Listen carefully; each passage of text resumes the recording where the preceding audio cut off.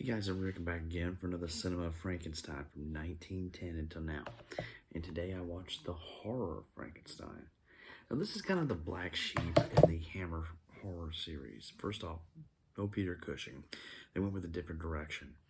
They wanted to do a remake of Curse of Frankenstein, but Jimmy Salinger was brought in to write it. But he didn't want to do Curse of Frankenstein again because it's already been done. So they let him direct it and produce it if he could write a different script. So he hammers out a new script, plays up the sex, some violence in it, and we get a new Frankenstein film. It was released on November 8th of 1970. It's 101 minutes. Excuse me. 95 minutes. 95 minutes. Wrong one. This time you've got Ralph Bates as Victor Frankenstein, who they were trying to groom into becoming a new Hammer lead. Kate Amara is Elise, very beautiful. Only did 2 Hammer films. This is The Vampire Lovers, and then she was done. Scared of being typecast. Veronica Carlson returns as Elizabeth.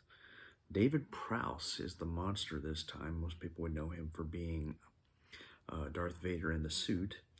And the grave robber, which has some comical minutes or two. It was played by Dennis Price. Now, like I said, this one's a little sexier. You've got Victor messing around with anything he can get his hands on pretty much, especially the housekeeper, Elise. The majority of the film is actually the building of the monster, where most Frankenstein movies only spend about 5-10 minutes on it. The majority of this is finding the parts, getting it to put together, testing things out, getting the equipment. So I kind of like that they went in that direction. So something completely different. The monster's only in probably about 20-25 minutes, if that, near the end. I like the look of him. This is the monster here. He basically, it's the closest Hammer has gotten to the true Frankenstein monster look. He doesn't have the black hair, but as far as the boxy face, head, he does look really well done. Pretty violent, just kills to be killing. Chops up one guy with an axe, which I thought, that's pretty impressive. I've never seen the Frankenstein monster do that. And as far as Ralph Bates' character, Victor Frankenstein, he plays it really straight. He's cold.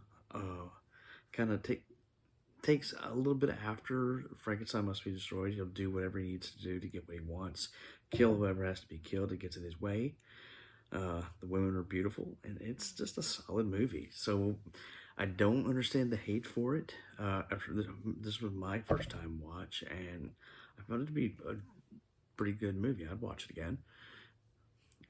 So it's not. I don't think it's the lowest on the totem pole. I still believe Frankenstein Created Woman, as of right now, would be the lowest end for me, even though it did have good moments. But this one is solid. As a standalone, I enjoy it.